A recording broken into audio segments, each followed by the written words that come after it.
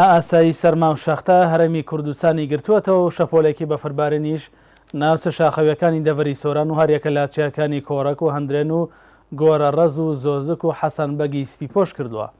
جێگەی سەرنجام ساڵ بە بەراورد لەگەڵ ساڵانی ڕابردوو وەرزی سەرما پێشکەوتووە و لە ساڵانێکی زۆرە لەم کاتەدا لە ناوچە شاخەویەکانی دەڤەرەکە بەفر نەباریوە. شەپۆڵێکی بەفربارین ناوچە شاخاویەکانی دەڤەری سۆرانی گرتەوە. شەپۆڵێکی بەفربارین ناوچە شاخاویەکانی دەڤەری سۆران هەریەکە لە چیاکانی کۆڕەک و هەندرێن و گۆرەڕەز و زۆزک و حەسەن بەجی سپیپۆش کردووە و بەو هۆیشەوە پلەکانی گەرما دابەزیون. ئەم ساڵ بە بەراورد لەگەڵ ساڵانی ڕابردوو وەرزی بەفربارین پێشکەوتووە و بۆ ماوەی ساڵانێکی زۆر دەبێت لەم کاتە بەفر نەباریوە لە ناوچە شاخاویەکانی ئەم دەڤەرە. هاوڵاتیانیش بە بەفربارینی ئەم کاتە دڵخۆشن و داواکارن لە خوای پەروەردگار کەوا ڕەحمەتی خۆی زۆریان بەسەردا ببارێنێت.